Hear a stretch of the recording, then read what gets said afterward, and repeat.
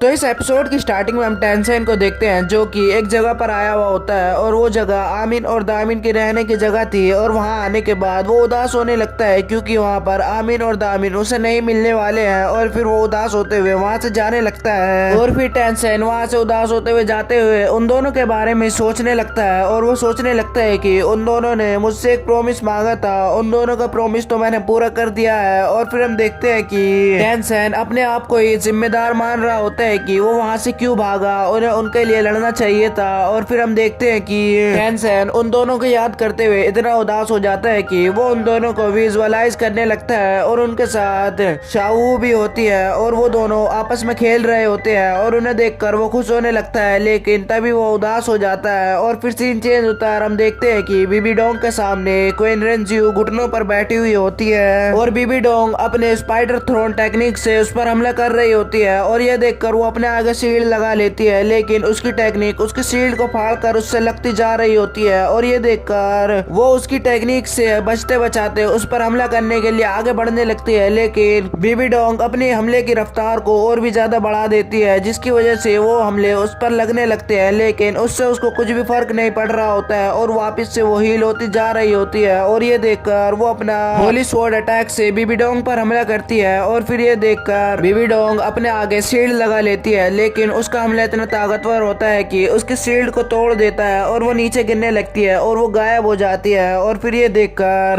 रेंजियो को समझ आ जाता है कि ये एक इल्यूजन है और फिर वो इल्यूजन उसके सामने से हटने लगता है। और फिर हम देखते हैं कि क्वीन रेंजियो टेंसेन को सोचने लगती है और उसे देखकर गुस्सा होने लगती है और वो कहने लगती है कि इसने मेरी 20 साल की मेहनत को बर्बाद कर दिया है। और फिर वो अपने पिछले बारे में सोचने लगती है और वहां पर हम देखते हैं कि उसने अपने ग्रैंडफादर को भी छोड़ दिया था अपने एक मिशन को पूरा करने के लिए और वो एक अलग ही किंगडम में एक अलग रूप में रह रही थी और वहां पर वो अपने प्लान को अंजाम देती जा रही थी और उसका कब्जा उस किंगडम पर होता जा रहा था। और जब इसका प्लान ये पूरा होने वाला था कि वहां पर टेंसेन आ गया था और उसने उसके सारे प्लान को चौपट कर दिया था। और फिर ये देखकर वो और भी गुस्सा होने लगती है और वहां पर उसकी हेवनली आइज एक्टिवेट हो जाती है और उसकी मदद से वो कितनी भी दूर का आसानी से देख लेती है और वो ग्रैंड मास्टर को बातें करते हुए देखने लगती है। और फिर से वो टेंसेन की टीम को देखने लगती है और टेंसेन को भी देखने लगती है और फिर सीन चेंज होता है और फिर हम टेंसेन को देखते हैं जो कि जंगल में आगे बढ़ता जा रहा होता है। लेकिन वहां पर वो देखता है कि वहां पर एक भी सोल बीस्ट नहीं होता है और फिर ये देखकर उसे कुछ अजीब लगने लगता है और फिर वो अपनी पर्पल डीमन आई से देखने लगता है कि यहाँ पर क्या हो रहा है। तो वहां पर उसे पता चलता है कि वो सारे बीस्ट किसी से बचकर अलग अलग भाग रहे होते हैं और बहुत सारे बीस्ट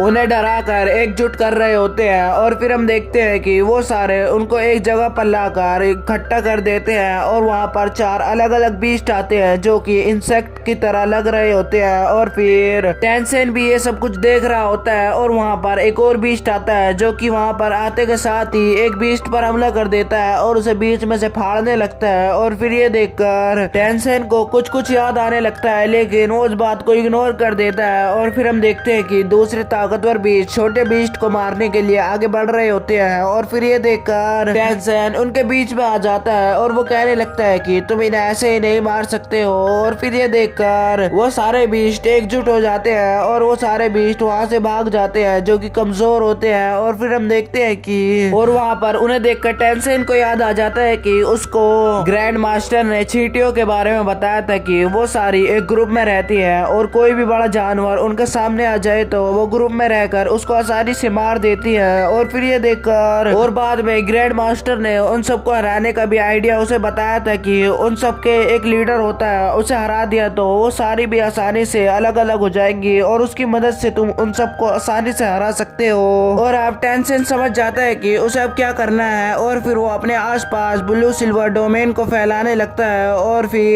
फिर टेंसेन अपनी ब्लू सिल्वर ग्रास से उन सबको अलग अलग करने के लिए एक तरह से बांध देता है और फिर वो उन सबको अलग करने की कोशिश कर रहा होता है, लेकिन उसकी ब्लू सिल्वर ग्रास हिलती नहीं है। और फिर हम देखते हैं कि वो सारे बीस्ट उसकी ब्लू सिल्वर ग्रास को आसानी से फाड़ रही होती है। और फिर वहां पर टेंसेन को पता चल जाता है कि वो कितने ज्यादा ताकतवर है और फिर वो उसकी ब्लू सिल्वर ग्रास को अपनी तरफ खींचने लगते हैं जिसकी वजह से टेंसेन भी उनकी तरफ खींचने लगता है। और फिर यहीं पर यह एपिसोड खत्म हो जाता है।